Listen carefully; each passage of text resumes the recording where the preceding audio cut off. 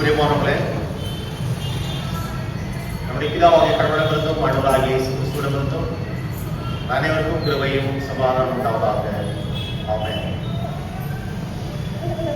இந்த நாளிலே வேத ஆராய்ச்சிக்கு என்று நாம் தெரிந்து கொள்ளப்பட்ட பகுதி சற்று நேரத்துக்கு முன்பதாக நாம் வாசி கேட்ட ஆதியாகம புத்தகம் 13ஆம் அதிகாரம் முதல் கடைசி வரை. கிறிஸ்துக்குள் பிரியமானவர்களே, இதற்கு ஒரு தலைப்பாக நான் தெரிந்து கொண்ட ஒரு தலைப்பு Abraham and Lot. A separation between Abraham and Lot. ஆபிரகாமுக்கும் அவருடைய அண்ணன் மகனாகிய லோத்தும் ஒன்றாயிருந்தார்கள். அவர்கள் மத்தியிலே ஒரு பிரிவு ஏற்படுகிறது. இதைதான் இந்த நாளிலே நாம் தியானிக்க இருக்கிறோம். வேத ஆராய்ச்சிக்கு என்று நாம் கடந்து செல்வோம். ஆண்டவரிடம் என் கண்மலையும் என் மீட்புறமாகிய கர்த்தாவே, என்னுடைய வார்த்தைகளும் என்னுடைய இருதயத்தின் தியானம் நம்முடைய சமூகத்துல எப்பொழுதும் பிரீதியா இருக்கிறது. பிரியமானவர்களே, தொடர்ச்சியாக நாம் இந்த வேத ஆராய்ச்சியை நாம் நடத்தி கொண்டு வருகிறோம். இன்றைக்கு கர்த்தரை தேடுகிறவருடைய இருதயங்கள் குறைந்து இருக்கிறது. இன்னொரு பக்கம் சொல்ல வேண்டும் என்றால், உலக காரியங்கள் மக்களை ஆக்கிரமித்துக் கொண்டு கர்த்தருக்கு இடம் கொடுக்க முடியாதபடிக்கு நேரம் இன்றைக்கு திருச்சபைகளிலே நாம் கண்கூடாக பார்க்கிறோம். அநேக திருச்சபைகளிலே அங்கே இசைக்கருவிகள் மற்றும் வால்யூம் அதிகமாக போடுறதுனால ஏற்படுகின்ற அது it is a sort of noise pollution, but still அதற்கென்று போகிறவர்கள் உண்டு.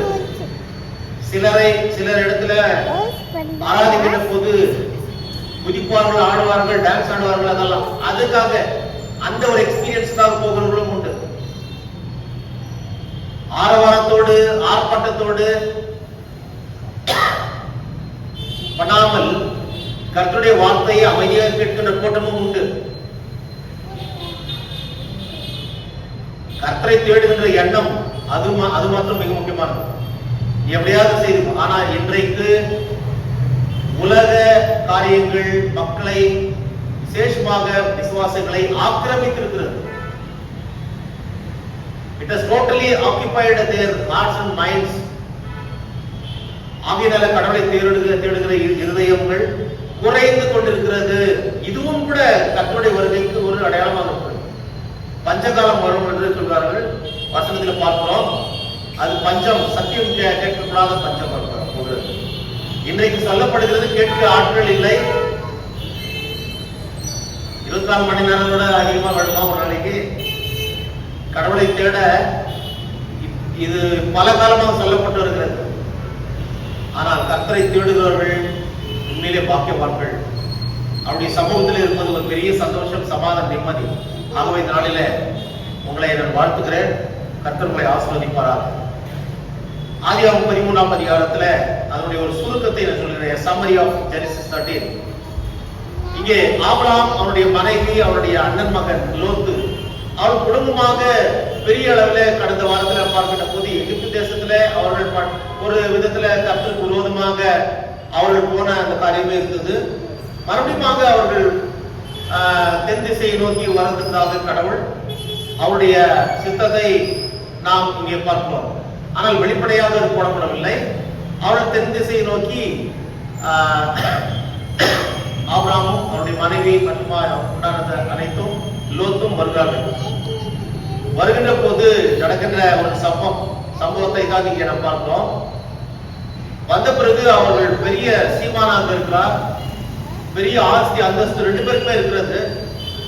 ஆகவே அவர்களுடைய அதாவது மெய்ப்பர்கள் மத்தியிலே ஒரு வாக்குவாதம் ஏற்படுகிறது.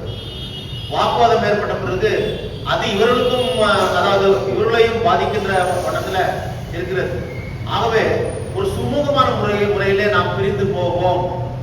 நீ இந்த பக்கம் போனா நான் இந்த பக்கம் போறேன், நீ நார்த் போனா நான் சவுத் போறேன், நீ ஈஸ்ட் போனா நான் வெஸ்ட் போறேன். அந்த அளவுக்கு ஆபிரகாமே அந்த சாய்ஸ் கொடுக்கிறார் அவருடைய அண்ணன் மகன்.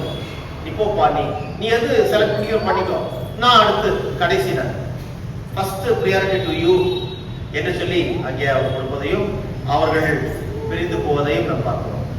இதன் மூலமாக பிரியமானவர்களே,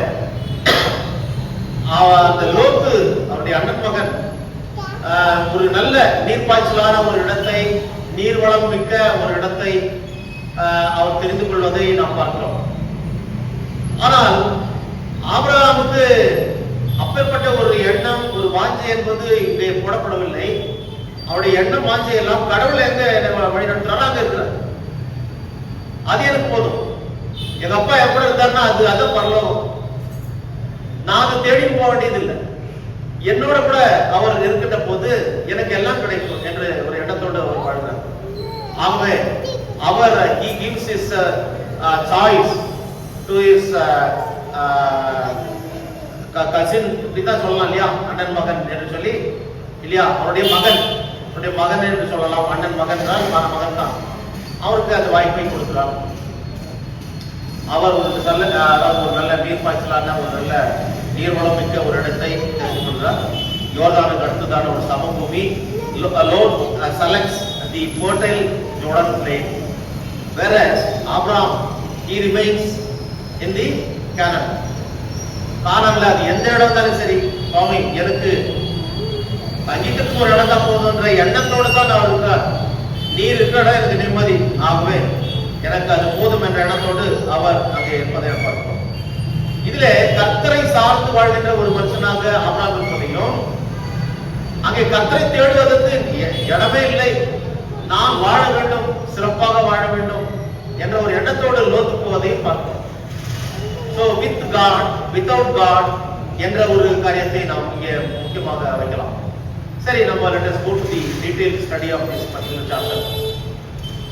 1-4 வரைக்கும் பார்க்கிற போது, ஆபிரகாமும் அவன் மனைவியும் அவனுக்கு உண்டான யாவும் அவனுடனே லோத்தும் எகிப்தை விட்டு தென் திசையிலே வந்தார்கள். ஆபிரகாம் மிருக ஜீவன்களும் வெள்ளியும் பொன்னுமான ஆஸ்திகளை உடைய சீமானா இருந்தான்.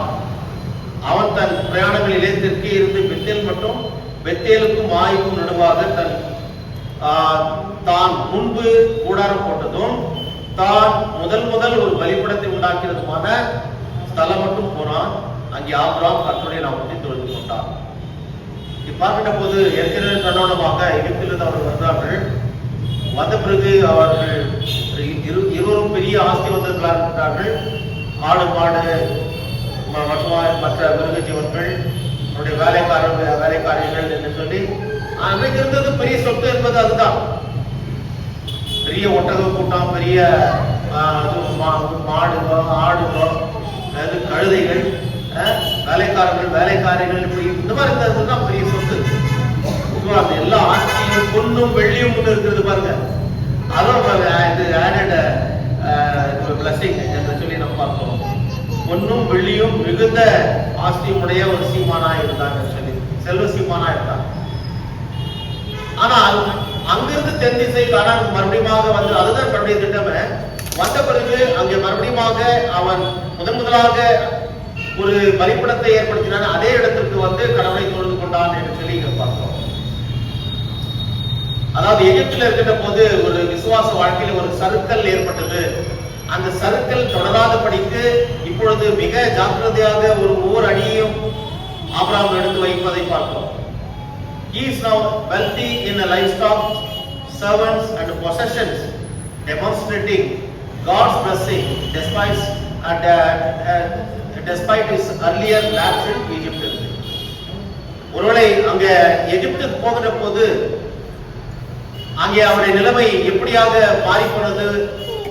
அந்த பார்வன் முன்பாக தன்னுடைய மனைவி அவனை சகோதரன் என்று சொல்லத்தக்கதான ஒரு பொய்யை சொல்ல ஒரு சூழ்நிலை ஏற்பட்டது. இல்லைன்னா பிழைக்க முடியாது. அப்போ ஒருவேளை பஞ்சம் ஏற்பட்ட போது கானானிலேயே ஆபிரகாம் இருந்திருந்தால் கடவுளை அவனை கைவிட்டிருப்பாரா? என்னிடத்தில் வருகிறவனை ஒரு போதும் பொறுப்பை தலையிடவில்லை என்று சொன்ன தெய்வம் அவனை போஷித்திருப்பார், ஆசீர்வதித்திருப்பார், பாதுகாத்திருப்பார். ஆனால் அந்த கடவுளிடத்திலிருந்து பெறுகின்ற அந்த ஆசீர்வாதத்தை அவன் இழந்து தான் சொந்தமாக அந்த ஆசீர்வாதத்தை சம்பாதிக்க வேண்டும் என்று சொல்லி எகிப்துக்கு போனான். 3-4 வசனத்திலே பார்க்கின்ற போது this emphasizes Abraham's journey from the worldly comfort zone to God's promised land. இல்லையா? ஆகையால் அது உணர்ந்த பிறகு அந்த தவறை உணர்ந்த பிறகு இப்பொழுது திருந்தனவனாக அந்த இடத்துல இருந்து மறுபடியும் அவன் திருந்தி அதாவது கடவுளுடைய திட்டப்படி அவருடைய வாக்குத்தத்தம் பண்ணப்பட்ட இடத்திற்கு வருகிறான். It indicates a clear move towards God's will. இப்பொழுதுதான் அவன் செல்கின்ற அந்த பாதை என்பது கர்த்தருடைய திட்டம். கர்த்தர் அவனுக்கு வாக்களித்த அந்த இடத்தை நோக்கி அவன் மறுபடியும் செல்கிறதை நாம் பார்த்தோம். ஆனால் எகிப்தில் இருந்த போது அங்கே எல்லா வசதிகளும் அவனுக்கு இருந்தது. ஏன்னா நல்லா தெரியும் நம்மளுக்கு பாருங்க, எப்போ தன்னுடைய மனைவி அங்கே அவனிடத்துல ஒரு அதாவது பொய் சொல்லத்துக்குதான ஒரு சூழ்நிலை ஏற்பட்டதோ, என்னுடைய சகோதரன் என்று சொல்லி அப்பதான் அங்கே அவனுக்கு எல்லா விதமான வசதியும் பண்ணி கொடுக்குறாரு. பார்வோம் ஒரு பொய் சொன்னதுனால அவனுக்கு உயிர் பிழைத்துக் கொண்டான். அது மாத்திரமல்ல, இன்னொரு பகுதி எல்லாம் இது சொத்து பத்து எல்லாத்தையும் கொடுக்குறாங்க. பொண்ணு நகை எல்லாம் எல்லா இடமும் எடுத்துக்கோ. காரணம் அந்த பொய். ஆனா அது நிலைத்து நின்றதா? கடைசியில அந்த உண்மை வெளிப்பட்டது. வெளிப்பட்ட பிறகு அவமானத்தோடு அந்த பார்வோன் இன்னொரு ராஜா கர்த்தரால் வாக்குத்தத்தம் பண்ணப்பட்ட தெரிந்து கொள்ளப்பட்ட ஒரு மனுஷனை பார்த்து, என்னையா காரியம் செய்தது மனுஷனா நீ நீ 19ஆம் வசனம் 12ஆம் அதிகாரம் 19ஆம் வசனத்துல 18ஆம் வசனம். அப்பொழுது பார்வோன் ஆபிரகாமை அழைத்து, நீ எனக்கு ஏன் இப்படி செய்தாய்? இவள் உன் மனைவி என்று நீ எனக்கு அறியாமல் போனதில்லை. ஏன் அந்த மாதிரி போய் சொன்ன? நீ உயிரோடு இருக்கணும், அதுக்காகவா? இவ்வளவுதான் அவனுடையது, இதுதான் அவனுடைய விசுவாசம். அப்போ ஒரு அவமானப்பட்ட ஒரு சூழ்நிலை தான் இங்கே பார்க்கிறோம். இன்னொரு ராஜா கடவுளை அறியாதவன் அவன் இந்த மனுஷனை கடவுளால் தெரிந்து கொள்ளப்பட்ட மனுஷனை பார்த்து கேவலமாக சொல்லுகின்ற ஒரு நிலைக்கு இவன் தள்ளப்பட்டான் என்றால் அதற்கு காரணம் அவன் சொந்த முடிவு. பிரியமானவர்களே, இங்கே நாம் பார்க்கின்ற போது 5ஆம் வசனத்திலிருந்து 7ஆம் வசனம் வரைக்குமா growing wealth of both Abraham and Lot. அங்கே அவர்களுக்கு அதிகமான ஆடு மாடு இருந்தது இல்லையா? ஆபிரகாமுடன் வந்த லோத்துக்கும் ஆடு மாடுகளும் கூடாரங்களும் இருந்தன. அவர்கள் ஒருமித்து கூடியிருக்க அந்த பூமி அவர்களை தாங்கக்கூடாது. எந்த அளவுக்கு அவர்கள் செல்வசியமானா இருந்திருக்கிறார்கள் இல்லையா? ஒரு பெரிய ஒரு அந்தஸ்தோடு ஆஸ்தி விருத்தியா இருந்தபடினால் அவர்கள் ஒருமித்து வாசம் பண்ண ஏதுவில்லாமல் போயிடுச்சு. அதனால அந்த மந்தையில இருக்கிற அந்த மந்தை மேய்ப்பர்களுக்கு மத்தியில ஒரு குழப்பம் ஏற்படுது, வாக்குவாதம் ஏற்படுது. அந்த வாக்குவாதம் முற்றி போய் இது அவங்களோட முடிய போகவில்லை, இது இவர்களை எட்டுகிறது. அது கடைசியில இவர்களுக்கும் ஒரு பெரிய ஒரு பிளவை ஏற்படுத்துகின்ற ஒரு காரியமாக இருக்கிறது. அதாவது இன்னொன்னு சொல்லணும்னா, லோத்து ஒரு பக்கம் சொத்து சுகம் சேர்த்து அதற்கு அடிமையாய் போயிருந்தான். ஆனால் செல்வ சீமானான 2ஆம் வசனத்துல பாருங்க, செல்வ சீமானாக இருந்த ஆபிரகாம் அதற்கு அடிமையாகவில்லை. அதுதான் மிக முக்கியமான ஒரு காரியம். சொத்து சுகம் செல்வ சீமானான ஆபிரகாமை அதன் வலையில் விழ செய்ய முடியவில்லை. அதாவது எப்படின்னா, தங்க ஊசி இருக்குதுன்றதுனால கண்ணை குத்திக்க முடியாது. தங்க ஊசி தான் என்ன பண்றது? தங்கம் ரொம்ப நல்லது, பட் we cannot recover ஐஸ் இல்லையா? அது போன்ற ஒரு காரியம் தான். எல்லாம் இருந்தது, எனக்கு அது தேவையில்லை, இது இன்னைக்கு அழிஞ்சு போகும். ஆனா எனக்கு நிலையான ஒருவர் இருக்கிறார், அது போத எண்ணத்தோடு ஆபிரகாம் இருக்கிறார். இந்த பக்கம் லோத்து அதை தான் நம்பி இருக்கார். அதுதான் நல்லதான் என்னுடைய வாழ்க்கை என்று சொல்லி. So here we see the conflict between their herdsman, அவருடைய ஆடு மாடு மேய்க்கிறவர்களுக்கு மத்தியில ஒரு வாக்குவாதம் ஏற்படுகிறது. இது ஆபிரகாம் மற்றும் லோத்தின் உறவுக்கும் வேட்டு வைத்தது இல்லையா? எங்கேயோ ஒரு கிராஸ் ரூட் லெவல்ல நடக்கிற பிரச்சனை இல்லை, அது டாப் மேனேஜ்மெண்ட்டுக்கும் வருது இல்லையா? ஏன்னா அங்கதான் டிசிஷன் மேக்கிங் என்பது வருகிறது. இப்பொழுது முடிவெடுக்க வேண்டிய கட்டத்துல ஆபிரகாமும் இருக்கிறார், இன்னொரு பக்கம் லோத்தும் இருக்கிறார். வேற வழியில போட்டி பொறாமை வளர்ந்து கொண்டிருக்கிறது, இது நல்லதல்ல. இதிலிருந்து ஒரு விடுபட்டு ஒரு சமாதானமான முறையில வாழ வேண்டும் என்ற எண்ணத்தோடு ஆபிரகாம் விரும்புகிறார். அது லோத்து எப்படி விரும்பினாலும் தெரியவில்லை. ஆனால் 7ஆம் வசனத்துல பார்க்கிறோம், கானானியரும் பெரிசியரும் அக்காலத்திலே அந்த தேசத்தில் இருந்தார்கள். அப்போ அவர்கள் இருக்கின்ற இடத்திலேயே இந்த ஆபிரகாமை கடவுள் அனுப்பினார்களா, அந்த தேசத்தை உனக்கு சொந்தமாக கொடுப்பேன் என்று சொல்லி அவர் வாக்குத்தம் பண்ணினார். ஏற்கனவே அந்த ஆட்கள் இருந்தார்கள், அந்த இடத்துல இன்னொருத்தர் இடத்துல ஆண்டவர் ஏன் அனுப்ப வேண்டும் என்றால் அந்த மக்களை அவர் துரத்த வேண்டும் என்று சொல்லி அவருடைய திட்டம். ஏன் உலகத்தில் படைக்கப்பட்ட மக்களை ஏன் துரத்த வேண்டும் என்றால் அவர்கள் மிக அதாவது கடவுளை விட்டு அந்நிய தெய்வங்களை வணங்கி கொண்டிருக்கார்கள். அது கடவுளை பிடிக்கவே இல்லை. அதனால எவ்வளவு சொல்லி இருக்கலாம், அந்த காரியங்கள் எல்லாம் வேதத்தில் எழுதப்படவில்லை. ஆனால் அவர்களை நீ மேற்கொண்டு அவர்களை துரத்தி அடித்து இதை கைப்பற்றிக் கொள்ளுங்கள், இது அதாவது நீங்க சுதந்திரித்துக் கொள்ளுங்கள் என்று சொல்லி கடவுள் சொல்கிறார்.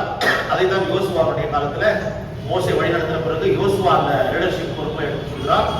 அதன் பிறகு யோசுவா மூலமாக உள்ள நுழைந்து எல்லாவற்றையும் சுதந்திரித்துக் கொள்கிறார். பிரியமானவர்களே, அதாவது கானானியரும் பெரிசியரும் அக்காலத்துல தேசத்தில் இருந்தார்கள் என்று பார்க்கும்போது அந்த ஜனங்கள் மத்தியிலே இவர்கள் ஒரு அதாவது ஒற்றுமையாக வாழ முடியாதபடிக்கு, ஒரு சமாதானமான முறையிலே வாழ முடியாதபடிக்கு கொஞ்சம் பார்த்துக்கலாம். கொஞ்சம் பார்த்துக்கலாம்.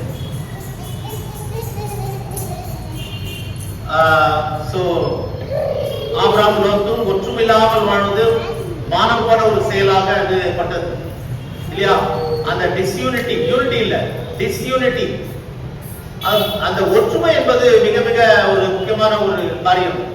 ஆனால் இந்த ஒற்றுமை இல்லாத அவர்கள் அதாவது ஒரு வாக்குவாதம், ஒரு பிரிவினை என்ற ஒரு காரியத்தை பார்க்கின்ற போது அது மிக ஒரு வேதனை கொடுக்கின்ற ஒரு காரியமா இருக்கு. வீட்டுல நடக்கும் போது ஏப்பா இது ஒரு 4 செவருக்குள்ள நடக்கிற அந்த விஷயம் வெளியே போகும்போது என்ன நடக்குது? ஐயோ ரோட்டு வரைக்கும் வந்துச்சு, இது அவமானமாகுது, மானம் போச்சு, மான கப்பல் ஏறிச்சுன்னு சொல்லி எல்லாம் சொல்லுவோம். ஏன்னா அது வீட்டுல இருக்கிறவங்களுக்கு தெரிஞ்சா போதும். ஆனா வெளியேற போகும்போது அவமானப்படுகின்ற ஒரு காரியம். இங்கே கூட பெரிசியரும் கானானியரும் இருக்கின்ற அந்த இடத்துல இவர்கள் ஒற்றுமையாக இல்லாமல் போனது உண்மையிலே ஒரு வேதனையான ஒரு காரியம். பிரியமானவர்களே, 8ஆம் வசனம் 9ஆம் வசனத்துல பார்க்கின்ற போது அங்கே ஆபிரகாம் ஒரு நல்ல ஒரு தாழ்மையின் குணத்தையும் ஒரு நல்ல தலைவருக்குரிய அந்த தலைமைத்துவ பண்பையும் வெளிப்படுத்துகிற ஒரு காரியத்தை பார்க்கிறோம். Abraham demonstrating his best quality of humility and leadership. என்னதான் அவர் செய்தார் என்று பார்க்கின்ற போது ஒரே ஒரு காரியத்தை அவர் சொல்கிறார். ஆபிரகாம் லோத்தை நோக்கி, எனக்கும் உனக்கும் என் மெய்ப்பருக்கும் உன் மெய்ப்பருக்கும் வாக்குவதும் வேண்டாம், நாம் சகோதரர். நம்மள யாரு? நம்ம சகோதரர். ஏன்னா அந்த இது பங்காளி சண்டை வேண்டான்னு சொல்லுவாங்கல்ல, அந்த மாதிரி இது எந்த அளவுக்கு முத்தி போய் பெரிய பிரச்சனையாக முடிகிறது. ஏன் அந்த பிரச்சனை நமக்கு வேண்டாம்? ஏனென்றால் நாம் சகோதரர். 9ஆம் வசனத்துல இந்த தேசமெல்லாம் உனக்கு முன் இருக்கிறது அல்லவா, நீ என்னை விட்டு பிரிந்து போகலாம். நான் நீ கூட இருக்கணும். ஆனா இந்த மாதிரி எல்லாம் பிரச்சனைகள் இருக்கிறதுனால ஒரு சமாதானமா இருக்க முடியாது. நீ இடதுபுறம் போனால் நான் வலதுபுறம் போகிறேன், நீ வலதுபுறம் போனால் நான் இடதுபுறம் போகிறேன் என்றார். சோ இங்க பார்க்கிற போது he gives an option, a reciprocal arrangement to take a decision on this particular conflict. ரெண்டு பக்கம், அதாவது ரெசிப்ரோக்கல் அரேஞ்ச்மெண்ட் பார்க்கணும். ரெண்டு பக்கமும் விட்டு கொடுக்கின்ற போதுதான் ஒரு பரஸ்பர தீர்வு என்பது ஏற்படும். அதனால இவன் வாலண்டியர் வர, உனக்கு என்ன வேணும் எடுத்துக்கோப்பா, நீ எந்த பக்கம் போறியா, நீ அப்படி நீ போறியா, நான் அதுக்கு ஒரு ஆப்போசிட்டா நான் போறேன், உன் பக்கத்திலே நான் வரமாட்டேன். அதனால you take the choice. First priority அவன் மத்தவங்க கொடுக்குறான். சோ இது ஒரு பெரிய ஒரு நல்ல அருமையான ஒரு குவாலிட்டி, ஒரு குணாதிசயம் ஆபிரகாம் இடத்துல இருக்கிறதை நாம் பார்க்கிறோம். So he proposes a peaceful separation through this reciprocal arrangement. So பிரியமானவர்களே, இங்க பார்க்கின்ற போது ஆபிரகாம் இப்பேற்பட்ட ஒரு காரியத்தை சொல்லுகிறார் என்றால் முழு மனதோடு கூட தான் சொன்னார். ஏதோ அடம்பரமான சொல்ல Abraham wholeheartedly allowing Lot to choose his portion of land first. இல்லையா? உனக்கு நீ என்ன எந்த இடத்தை விரும்புறியோ நீ அதை எடுத்து பண்ணி, நான் உனக்கு பிறகு, நீதான் ஃபர்ஸ்ட் நான் லாஸ்ட். அதனால அவர் ஒண்ணு கவலைப்படல, நீதான் ஃபர்ஸ்ட், என்னை பத்தி நீ கவலைப்படாத, நான் லாஸ்டாக இருக்கிறது, நீதான்மா பெரிய, நான் ஒண்ணு இல்லை. எந்த அளவுக்கு அவர் தன்னை தாழ்த்தினார் என்றால், that is the leadership quality, that is the beautiful thing that we see from his leadership. So இதுல என்ன இருக்கிறது என்றால், it is an act of selfless generosity. அதாவது ஆபிரகாமின் தன்னலமற்ற சுயநலம் இல்லாத ஒரு தயாள குணத்தின் ஒரு அடையாளமாக நாம் பார்க்கிறோம் இல்லையா? ஒரு தயாள குணம். வன்கண்ணனா இல்ல, இவரு தயாள குணம். என்ன வேணுமா எடுத்துக்கோ பாரு, ஏன் சொத்து எல்லாம் கூட வேணுமா எடுத்துக்கோ போ, நீ சந்தோஷமா இருக்கு. இதுதான் அந்த சுயநலம் என்று வருகின்ற போது அங்கே அதாவது ஒரு பிரச்சனைக்கு ஒரு தீர்வு என்பது இருக்கவே இருக்காது. பொது நலம் என்று வருகின்ற போதுதான் இரண்டு பேர் பிரிந்திருந்தால், அங்கே பொது நலம் என்ற ஒரு எண்ணம் அவர்களுக்கு இருந்தால் கண்டிப்பாக அங்கு ஒரு தீர்வு ஏற்படும். ஆனால் இருவருமே சுயநலமாக இருக்கின்ற போது கண்டிப்பாக அங்காவது ஒரு தீர்வு ஏற்படாது. இங்க பார்க்கின்ற போது லோத்துக்கு ஒருவேளை சுயநலம் இருந்திருக்கலாம், ஆனால் ஆபிரகாமுக்கு அது இல்லை. ஆகவே அது லோத்தை பற்றி எந்த விஷயத்திலும் குறை சொல்வதற்கோ நிறை சொல்வதற்கோ எதுவும் இல்லை, ஏனென்றால் அதை பற்றி அதிகமாக எழுதப்படவில்லை. ஆனால் ஆபிரகாமுடைய குவாலிட்டி, அவருடைய குணாதிசயத்தை இங்கே பார்க்கிறோம். உலக பிரகாரமாக பிரியமானவர்களே, இந்த இடத்தை விட்டு போவது இல்ல சொத்து பிரித்துக் கொள்வது பெரிய விஷயம். பாக பிரிவினை உலகத்துல எவ்வளவு மோசமா நடந்ததுல, அப்பா அம்மா சரியானபடி சொத்து கொடுக்கலாம், அப்பா அம்மாவை கொண்டு போடுற மகன்கள் உண்டு. அதே போல சொத்து ஆஸ்தியில பங்கு வேண்டும் என்று சொல்லி கேட்டு கடைசியில அது அண்ணன் தம்பிகளுக்குள்ளவே அந்த சொத்து தகராறு கொலையிலெல்லாம் முடிந்து போகிறது. மிக மோசமான நிலையை பார்க்கிறோம். ஆனால் இங்கே அந்த எந்த விதமான பிரச்சனையும் அப்பேற்பட்ட ஒரு அதாவது கலைவரம் இல்லாதபடிக்கு சுமூகமாக இந்த காரியத்தை கையாளுவதை நாம் பார்க்கிறோம். Abraham's character development in this regard clearly showing a move away from self-preservation and towards faith in God's provision. தன்னாலே இந்த உலகத்திலான சொத்து சம்பத்துக்குள்ளனால நான் திருப்தி அடைவேன், அது எனக்கு போதும் என்று சொல்லி அதிலே தன்னிறைவு காணவில்லை. மாறாக கடவுள் என்னை பார்த்துக் கொள்வார், இன்றைக்கு இருக்கிறது நாளைக்கு இருக்காது, ஆனால் கடவுள் என்னை பார்த்துக் கொள்வார் என்ற ஒரு மனரம்யம் அவனுக்கு இருந்தது ஆபிரகாமுக்கு. அதுதான் மிக முக்கியமான ஒரு காரியம். அதாவது நானும் வாழணும் மற்றொன்னு வாழணும்னு நினைக்கிறோம், அந்த எண்ணம் இவருக்கு இருந்தது ஆபிரகாமுக்கு. லிவ் லெட் லிவ் இல்லையா? ஆபிரகாமுக்கு சுயநலம் இல்லை, ஆனால் அவர் பொது நலம் இருந்தது. அதுதான் that is a beautiful quality that we see from him. He has no selfish attitude or mindset. அந்த பொது நலம், எல்லாருக்கும் எல்லாம், அதுதான் சமூக நீதி. எல்லாருக்கும் என்று சொல்கின்ற போது எல்லாரும் நன்மை அடையணும். பிலிப்பியர் 2:4 பாருங்கள், இப்படியாக கர்த்தருடைய வசனம் சொல்கிறது, அவனவன் தனக்கானவைகளை அல்ல பிறருக்கானவைகளையும் நோக்குவானாக. ஏப்பா, உன்னை பத்தியே நீ யோசிக்காத, மற்றவர்களை குறித்தும் நீ யோசி. இதுதான் கர்த்தருடைய வார்த்தை. அங்க பாருங்க, எல்லாரும் வாழ வேண்டும் என்று சொல்லி கர்த்தர் விரும்புவதை பார்க்கிறோம். பிலிப்பியர் 2:4 பார்க்கிற போது, let each of you look out not only for his own interests but also for the interests of others. மற்றவர்களும் இந்த உலகத்தில் வாழ வேண்டும், சந்தோஷமாக இருக்க வேண்டும். ஒரு பழமொழி சொல்றாங்க இல்லையா, மத்த பிள்ளைய, அதாவது மத்தவங்க பிள்ளைய ஊட்டி வளர்த்தா தம் பிள்ளை தானா வளரும் சொல்லி. அப்ப எந்த அளவுக்கு அதுல பொது நலம் இருக்கிறது, சுயநலம் இல்லை. பொது நலம் என்று வருகின்ற போது அங்கே ஒரு பெரிய ஆசீர்வாதம். இந்த தமிழ்நாட்டிலேயே அதாவது அதிகமான பள்ளிக்கூடங்களை ஆரம்பிக்க ஒரு காரணமாக இருந்தது யார் என்றால் ஒரு தலைவர். யார சொல்வீங்க? Kamarajar. But he is illiterate. அவர் படிக்காதவர். ஆனால் படிக்காத மனுஷனிடத்திலே ஒரு அதிமேதாவித்தனம், மேதை, அந்த உயர்வான ஒரு எண்ணம், அதாவது எல்லா மக்களும் உயர வேண்டும் என்ற ஒரு எண்ணம் இருந்தது. அதான் பொதுநலம். ஆகவே தான் நான் படிக்கல, அதனால மற்றவங்க படிக்கூடாது, படிப்பை கொண்டோம், ஆறுபாடு வைக்கணும் போனது நினைக்கவே இல்லை. படிச்சவன் என்ன இது மக்களா வைக்கணும்னு சொல்லி இந்த காலத்துல இருக்கிற பொலிட்டிஷியன் சொல்றாங்க, அந்த மாதிரி சொல்லல. எல்லா ஊர்களிலும் பள்ளிக்கூடம் வர வேண்டும் என்று சொல்லி இன்றைக்கு சாதாரண விளிம்பு நிலையில் இருக்கின்ற மக்கள், அடித்தட்டு மக்கள் எல்லாம் உயர்ந்திருக்கிறார்கள் என்றால் அந்த எண்ணம் வரணும். அதான் பொதுநலம்.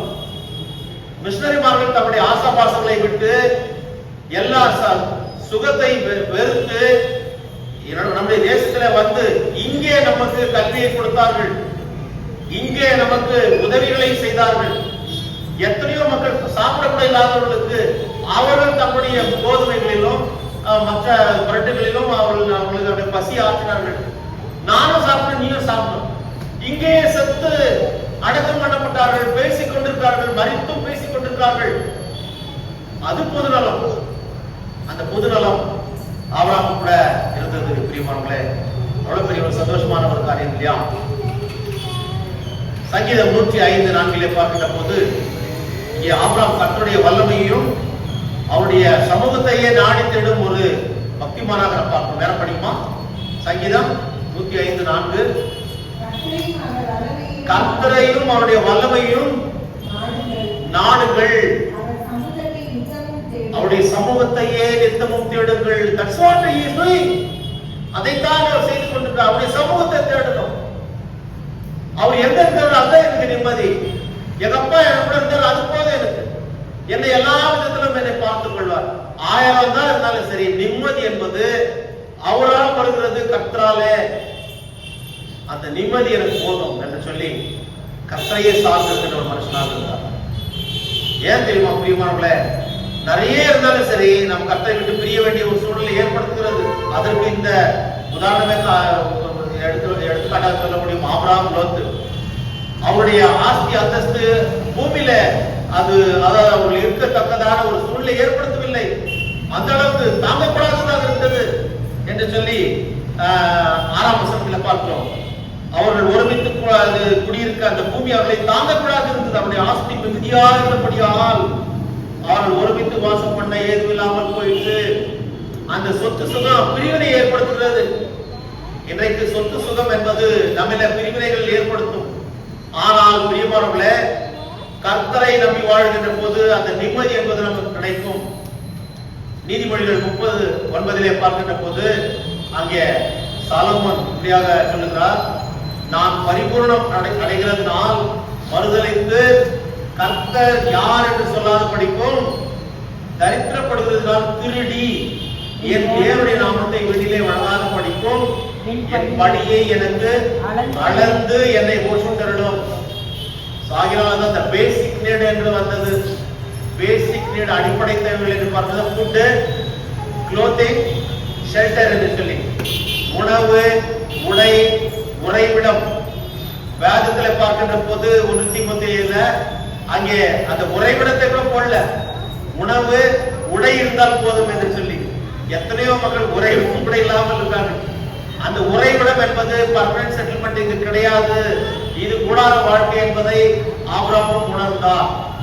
ஆகவேதான் இங்கே இந்த பெரிய ராஜா சொல்கிறார், எனக்கு அளந்து போடு சுவாமி, எனக்கு அதிகமா இருக்கிறதுனால நான், அதாவது உண்மை மறுதலித்து கர்த்தர் யார் என்று சொல்லாத படிக்கும், தரித்திரப்படுவதனால் நான் திருடி தேவனுடைய நாமத்தை வெளியில வழங்காத படிக்கும், என் படியை எனக்கு அளந்து என்னை போஷித்தரணும்னா எனக்கு ஒரு ஜான் வயிறு இருக்குது, அதை எப்படியாவது போஷித்து சாமி, உமால முடியும் இல்லையா?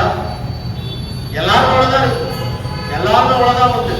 பெரிய மல்டி பில்லியனர் ட்ரில்லியனர் இருந்தாலும் சரி, ஒன்றுமே இல்லாதவர்களுக்கும் சரி, அதுதான் உண்டு. அதை நிரப்ப வேண்டும். அதை இஷ்டத்தை போட்டு நிரப்ப முடியாது. அதற்கு ஒரு அளவு போல இருக்கிறது, ஒரு ஜான் வயிறு இருக்கு. ஆகவே பிரியமானவர்களே, கடவுள் எல்லாருக்கும், அதாவது பட்சபாதம் இல்லாமல் அவர் செய்கின்ற ஒரு கடவுளாக இருப்பதை பார்க்கிறோம். 10ஆம் வசனத்தில் 13ஆம் வசனத்தில் வரைக்கும் பார்க்கின்ற போது, லோத்து தன் கண்களை ஏறெடுத்து பார்த்து யோர்தான் நதிக்கு அடுத்ததான சமபூமி முழுவதும் நீர்வளம் கொண்டிருந்ததாய் கண்டான். எல்லாம் ஃபர்டைல் லேண்ட் இல்லையா? எல்லாம் இரிகேட்டட் லேண்ட். ஜனங்க விரும்புறது வந்து பச்சை பசையல் இருக்கிறது தான் விருப்பம். நான் ட்ரை லேண்ட்ல போய் இருக்க முடியுமா? வேணா காட்டில போயிட்டு அந்த வனாந்திரத்துல இருந்து குடியிருக்க முடியுமா? எங்க பச்சை பசல் இருக்குதோ அங்கதான் செழிப்பா வாழ முடியும். சரி, இது வந்து தவறு என்று சொல்ல முடியாது. ஆனால் அதே நேரத்துல பச்சை பசுமை, அதாவது சந்தோஷமா வாழ நீ இடம் தேடிக்கொள், வாழ பசுமையான வாழ்வை தேடிக்கொள். ஆனால் அதற்காக பரிசுத்த கடவுளை மறந்து போகாதே. இன்றைக்கு இந்த லோத்து செய்த காரியம் அதுதான். நீ சந்தோஷமா வாழணும், நீ ராஜாவா இருக்கணும், பெரிய நீ ஆஸ்தி வந்து கடவுள் வாழ சொல்ல, அது தேவை. ஆனால் அதே நேரத்துல நீ கடவுளை மறக்காதே. லோத்து கடவுளை தேடினதாக எந்த விதமான விவரமும் இங்கே இல்லை. ஆனால் ஆபிரகாம் அவரையே நம்பிக்கொண்டிருந்தார். அதுதான் மிக முக்கியமான ஒரு காரியம். நமக்கு நம்முடைய வாழ்க்கைக்கு எல்லாம் தேவை, ஆஸ்தி அந்தஸ்து தேவை. ஆனால் அதே நேரத்தில் கடவுளை நாம் மறக்க கூடாது. இல்லை என்றால் ஆஸ்தி அந்தஸ்து எல்லாம் இருக்கும், நிம்மதி என்று இருக்காது. அந்த நிம்மதியை நாம் பெற வேண்டும் என்றால் கடவுளை தேட வேண்டும். தாவீது தேடினான், அந்த நிம்மதி அவனுக்கு கிடைத்தது. அதே போலதான் நாம் இனியும் நாள் கூட இந்த உலகத்துல அவரை சார்ந்து வாழ அழைக்கப்படுகிறோம். பிரியமானவர்களே, அந்த நீர்வளம் பொருந்தின அந்த இடம், அதாவது யோர்தானுக்கு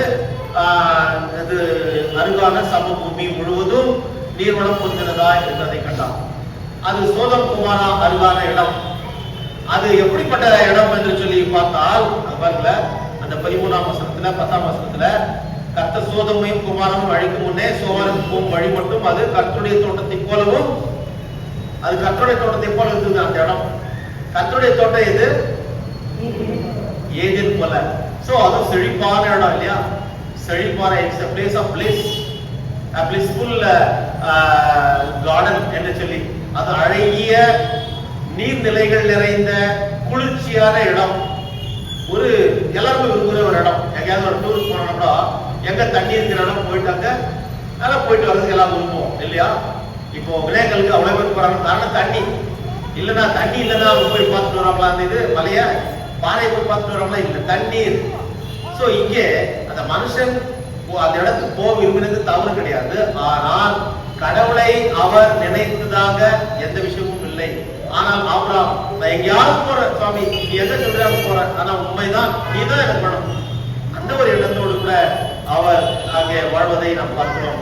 பிரியமானவர்களே, அது எகிப்து தேசம் போலவும் இருந்தது என்று சொல்லி இந்த 10ஆம் வசனத்துல கடைசியில பார்ப்போம். எகிப்து தேசம்னா அங்க அந்த நைல் நதி உண்டு. அந்த இடத்தை எப்பொழுதுமே செழிப்பாக வைத்திருக்கின்ற அந்த நைல் நதி. அதனால ரொம்ப நல்ல கொட்டையில் பிளேஸ், ரொம்ப நல்ல ஒரு கலாச்சாரம், பொருளாதாரத்துல நல்ல வளர்ந்த ஒரு இடமா இருக்கு. சோ அது போல அந்த இடத்துல போனா நானும் வளருவேன், எல்லா விதத்திலையும் முன்னும் வருவேன் சொல்லி அவரு விரும்புகிறதை இது பார்க்கிறோம். அதாவது இங்க இருந்து அங்க பார்க்கும்போது அது பக்கட்டா தான் தெரியும். அதாவது சொல்லுவாங்கல்ல, ஏதோ தோட்டம் எல்லாம் ஏதே தோட்டம் வாங்க முடியாது, ஏதோ தோட்டம். பழமொழி சொல்லுவாங்க, மின்னுவதெல்லாம் பொண்ணல்ல இல்லையா? All that glitters are not gold. இன்னைக்கு நம்ம பார்க்குற அந்த பொய் என்ன சொல்லுவாங்க, அதுக்கு பொண்ணு, இதுக்கு ஆர்டிபிஷியல் இதுக்கு கோல்டுக்கு என்ன சொல்லுவாங்க தமிழ்ல? கவரிங். கவரிங் கூட பார்க்கறதுக்கு கிட்டத்தட்ட கோல்டு மாதிரியே இருக்கும். ஆனால் அது சோதித்து பார்க்கின்ற போதுதான் உண்மையானதை இல்லையானது தெரியும். அங்க பார்க்கிற போது என்ன ஒரு பழமொழி சொல்லுவாங்களா, இக்கரைக்கு அக்கறை பச்சை. அங்க ரொம்ப நல்லா இருக்கும். ஆனா அங்க போயிட்டு அங்க இருந்து இங்க பாத்தீங்கன்னா இங்க பச்சையா தெரியும். புரியுதுங்களா? அதாவது இன்னொரு காரியம் சொன்னா, அங்க போனாதான் வாழ்வு இருக்கும் அப்படின்னு லோத்து நினைத்தது தவறுன்னு தான் சொல்ல முடியும். அங்க போனாதான் நல்லா வாழ முடியும் என்று நினைப்பது என்பது என்றால் என்ன அர்த்தம் தெரியுங்களா? ஏற்று சுரைக்காய் கறிக்கு பொதுவாக சொல்றாங்களா? ஏற்று சுரைக்காய் என்ன? ஏற்று சுரைக்காய் கறிக்கு உதவாது. யாராவது பதில் சொல்ல முடியுமா? ஏற்று சுரைக்காய், அதான் ஏற்று சுரைக்காய் என்ன? ஏற்று சுரைக்காய் கறிக்கு உதவாது தெரியாதா? இப்போ இது ஒரு போர்டு வச்சிருக்கோம், போர்டு. நான் சுரைக்காய் தான் வரைகிறேன். இது இது போர்டுன்னு வச்சுக்கோம், இல்லைன்னா ஒரு நோட் புக் வச்சுக்கோம். அதுல சுரைக்காய்னு வரைச்சிட்ட பிறகு இது எடுத்து கறியில போட முடியுமா? அதுதான் ஏற்று சுரைக்காய் கறிக்கு உதவாது. அதாவது இதுக்கு அது சமையலா நம்ம பயன்படுத்த முடியாது. இவருடைய எண்ணம் கூட அங்க போனாதான் வாழ முடியும் என்பது அல்ல, எங்கேயும் கடவுளால் வாழ வைக்க முடியும் என்பதுதான் ஆபிரகாமுடைய விசுவாசம். அது முக்கியமானது. யாதும் ஊரே யாவரும் கேளீர். எங்கேயாவது போலாம், வாழலாம். ஆனா இந்த இடத்துல போனாதான் வாழ முடியும் என்று நினைப்பது, லோத்துவை போல நினைப்பது என்பது தவறு. எங்கேயும் வாழ வைக்க முடியும். நம்முடைய ஜீவனுக்கு சொந்தக்காரர் ஆண்டவர் நம்மோடு கூட இருக்கின்ற போது அங்கே ஆசீர்வாதம் நமக்கு உண்டு, சமாதானம் உண்டு, சந்தோஷம் உண்டு, எல்லாம் உண்டு. ஆனால் லோத்து அப்படி நினைக்கவில்லை. அவர் தேவை உலக பிரகாரமான அந்த பச்சை பசேல், அந்த ஆசீர்வாதம் என்பதுதான். லோத்துக்கு அந்த நீர்வளம் மிக்க அந்த இடத்தை, அந்த சமபூமி முழுவதையும் தெரிந்து கொண்டு ஆபிரகாமை விட்டு பிரிந்து போனான். ஆபிரகாமை விட்டு அவன் பிரிந்து போனான். ஆபிரகாமுக்கு என்ன தெரியுமா? ஒரே ஒரு நோக்கம் உண்டு. என் ஆண்டவர் எங்க நடத்துறானா போறேன், அங்கேயே இருக்கிறேன், அங்கேயே என்ன செத்தாலே எடுத்து போட்டுறான், அவ்வளவுதான். ஏன்னா நான் அவருக்குரியவன் என்பதை அப்பொழுதே அறிந்தார். அதுதான் விசுவாசம். அவருக்கு கூழுக்கும் ஆசை, மீசைக்கும் ஆசை என்று இருக்காது. ஒண்ணு, அதாவது இந்த திருநெல்வேலி பக்கம்லாம் இருக்கிறவங்க பாத்தீங்கன்னா காடு அது செடிகளை வளர்க்குற மாதிரி மீசை வளர்த்துருப்பாங்க இல்லையா? முதல் மாதிரி வளர்த்துருக்கீங்க, எல்லாம் பெரிய பெரிய மீசையா இருக்கும். ஆனா அந்த இடத்துக்குள்ள வந்து இந்த கூழ் வந்து இந்த வெயில் காலத்துக்கு நல்லா அது செய்வாங்க. கூழ பிடிக்கும் போது கொஞ்சம் பெரிய மீசை இருந்தா என்ன ஆகும்? அதை தியாகம் பண்ண முடியாது, மீசையும் தியாகம் பண்ண முடியாது. இதுவும் வேணும், இதுவும் வேணும். என்ன பண்ணுவோம்னா நிம்மதியா தண்ணி எடுத்து குடிச்சிட்டு குடிச்சிடுவாங்க. குடிச்சிட்ட பிறகு ஃபுல்லா மீசை எல்லாம் ஒட்டிக்கணும், தாடியெல்லாம் ஒட்டிக்கணும், கவலைப்பட மாட்டாங்க. குடிக்க வேண்டியது குடிச்சிட்டு அதுக்கப்புறம் மீசை எடுத்து நல்லா தண்ணியை போட்டு ஊற வச்சு அப்புறம் இது பண்ணி கழுவி இருப்பாங்க. இதான் சொன்ன கூடுக்கு ஆசை, மீசைக்கு ஆசை. தியாகம் பண்ணாத ஒண்ணு பண்ணுங்க. ஆனா அந்த தியாகம் எனக்கு தேவையில்லை. அப்புறம் எனக்கு தேவையில்லை, நான் தியாகம் பண்றேன், எனக்கு தேவையில்லை, நீ வெற்றிக்கிறப்பா எடுத்து போ. ஆனால் கடவுள் என்னை எங்கேயும் நடத்துவார் என்ற ஒரு நம்பிக்கையோடு ஆபிரகாம் இருப்பதை பார்த்தோம். அடுத்ததாக பார்த்தோம், லோத் இப்படி கம்ஃபர்ட் ஜோன் தெரிந்து கொண்டு அங்கே போய் அந்த பட்டணங்களில் வாசம் பண்ணி சோதோமுக்கு நேராக கூடாரம் போட்டான் என்று சொல்லி நாம் பார்த்தோம் இல்லையா? எங்க போட்டாரு? சோதோமுக்கு நேராக கூடாரம் போட்டான்னு சொல்லி 12ஆம் வசனத்தில் பார்ப்போம். சோதோம் என்றால் 13ஆம் வசனத்தில் பார்ப்போம். சோதோமின் ஜனங்கள் பொல்லாதவர்களும் கர்த்தருக்கு முன்பாக மகா பாவிகளும் இருந்தார்கள். சோதோம் குமாரா என்பது ஒரு நாள் நம்ம தனியா நம்ம டிஸ்கஸ் பண்ணலாம், அது எந்த அளவுக்கு மோசமாக அவர்கள் இருந்தார்கள் என்று. ஆனால் இவன் அந்த டென்ட், அந்த கூடாரத்தை அதை நோக்கி போடுகிறான் என்றால் அழிவுக்கு நேரானது அவனுடைய போக்கஸ் என்பதை நாம் பார்க்கிறோம். அவனுடைய திட்டம் அழிவுக்கு நேராக போகிறது என்பதை தான் நாங்கள் பார்க்கிறோம். ஆதியாகமம் 12:8 ஆபிரகாம் பார்க்கிற போது வேற விதமாக அவர் செய்கிறார். அதுல என்ன? ஆதியாகமம் 12:8 கடந்த வாரத்துல நாம் பார்த்தோம், இல்ல கடந்த வாரத்துக்கு முன்பதாக போன வாரத்துக்கு முந்தின வாரத்துல நாம் பார்த்தோம். அங்கே 1-8 வரைக்கும் பார்த்தோம். 8ஆம் வசனத்துல ஆபிரகாம் ஒரு கூடாரத்தை கொடுத்தார். அதுல என்ன கொடுக்கிறார் என்று பார்த்தால் படிக்குமா? 12:8 பின்பு அவன் அவ்விடம் விட்டு பெயர்ந்து பெத்தேலுக்கு கிழக்கே இருக்கும் மலைக்கு போய் பெத்தேல் தனக்கு மேற்காகவும் ஆயி கிழக்காகவும் இருக்க கூடாரம் போட்டு அங்கே கர்த்தருக்கு ஒரு பலிபீடத்தை கட்டி கர்த்தருடைய நாமத்தை தொழுது கொண்டான். இவனும் ஒரு கூடாரத்தை போட்டான். ஆனால் this is towards Bethel. Bethel என்றால் தேவனுடைய வீடு. அவனுக்கு இந்த பக்கம் ஆப்போசிட் இருக்கிறது எது? ஆயி. ஆயின என்ன? எபிரேய வார்த்தையில ரூயின் என்று சொல்லி அர்த்தம். ரூயின் அழிவு. புரிஞ்சுங்களா? சோ அழிவுக்கு நேரம் அவன் போடல. ஆனா இவன் சோதம் என்பது அழிவுக்கான அந்த பட்டணம், அங்க இருக்கிறவர்கள் எல்லாரும் கொண்டு பார்த்தாங்க, அதை நோக்கி கூடாரம் போட்டான். சோ இவருடைய focus life is short, make it sweet. கொஞ்ச காலம் இருக்கு போறோமோ சந்தோஷமா இருக்கு போயிடலாம். ஆனால் இதுதான் நிரந்தரமானது அல்ல என்பதை கடவுள் சொல்லுகிறார். இது அநித்தியமான இந்த வாழ்வு. கொஞ்ச காலம் நம்ம இருப்போம், நித்திய காலமாக ஆண்டவரோடு கூட இருக்க வேண்டும் என்றால் உலகத்திலே அவர் எதிர்பார்க்கின்ற காரியத்தை நாம் நிறைவேற்ற வேண்டும். ஆகவேதான் இந்த கட்டுப்பாடுகள் எல்லாம். இல்லைன்னா நமக்கு எந்த கட்டுப்பாடு தேவையில்லை, மனம் போகலாம் இல்லையா? ஆனால் கட்டுப்பாடு என்பது, அந்த ஒழுக்கம் என்பது கடவுளத்திலே நமக்கு கர்த்தருடைய வார்த்தை மூலம் கொடுக்கப்பட்டது என்றால் நாம் இந்த பூமியிலே நிரந்தரமாக இருக்க முடியாது. அங்கேதான் அது நிரந்தர வாழ்வு. ஆண்டவரோடு அவர் நிரந்தரமானவர், நித்தியமானவர், அந்த இட்டர்னல் லைஃப். அதுதான் நமக்கு இங்கே நமக்கு வாக்குறுதி பண்ணப்பட்டிருக்கு. ஆகவே அதை பெற்றுக்கொள்ள அவருக்கு பிரியமா நடக்க வேண்டும், அவருடைய கட்டளைப்படி நடக்க வேண்டும். இல்லைன்னா கிடையாது.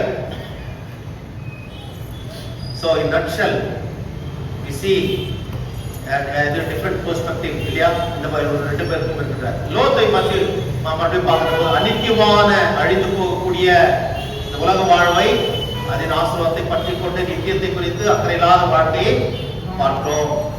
Lot's choice highlights his focus on material gains of this earthly life over spiritual considerations, and also exhibits the potential dangers of living near a wicked city, which ultimately led him towards eternal destruction. இல்லையா?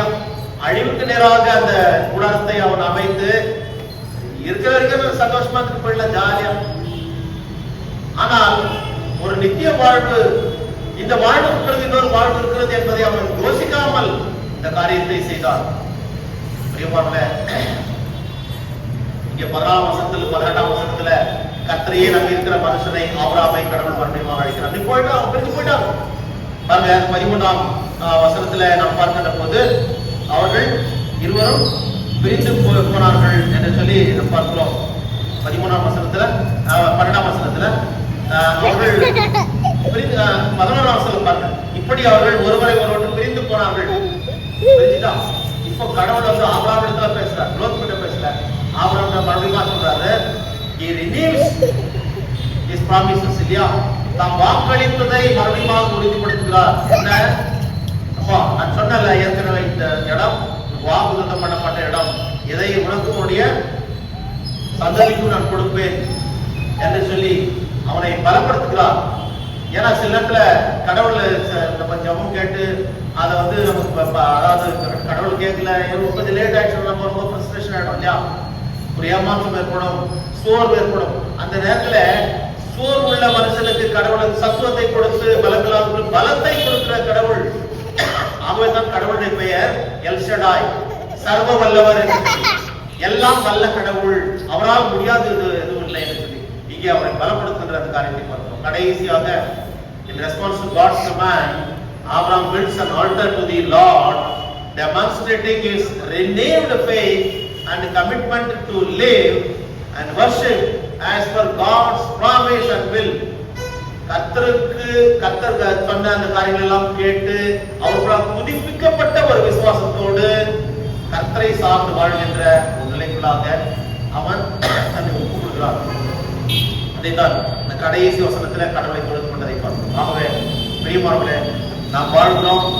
உலகத்தை நம்மை படைத்த தெய்வம், விடுவித்த தெய்வம், வாழ வைத்துக் கொண்டிருக்கிற தெய்வம், கடைசி வரைக்கும் அவனை நாம் சார்ந்திருக்க வேண்டும். அப்பொழுதுதான் பரலோகம் நிரந்தர வாழ்வு. ஆகவே உலக பிரகாரமான ஆசாபாசங்கள் நமக்கு தேவை, ஆனால் கூட பசுமையான வாழ்வு தேவைதான். ஆனால் அந்த பரிசுத்த தெய்வத்தை நாம் விட்டுவிடக்கூடாது. அது மிக முக்கியமான காரியம். ஆபிரகாமை போல அவரை தெரிந்து கொள்வோம். அவர் மூலமாக எல்லாம் நமக்கு கிடைக்கும். முதலாவது தேவனுடைய ராஜ்யத்தையும் அவருடைய நீதியையும் தேடுங்கள், அப்பொழுது இவைகள் எல்லாம் உங்களுக்கு கூட கொடுக்கப்படும். First seek the kingdom of God and his righteousness, and all other things will be added unto you. ஆகவே கடவுள் வாக்கு மாறாத கடவுள். அவர் சொன்னதை செய்வார். அவரை நாம் பற்றி பிடித்துக் கொள்வோம். அவருக்காக உலகத்தில் வாழ கடவுள் அனுகிரகம் செய்வாராக. ஆமென். எல்லா பத்தியும் தெய்வீக சமாதானம் நம்முடைய இருதயங்களையும் சிந்தனைகளையும் கிறிஸ்து இயேசுவுக்குள்ளாக நம்மை பலப்படுத்தி காப்பாராக.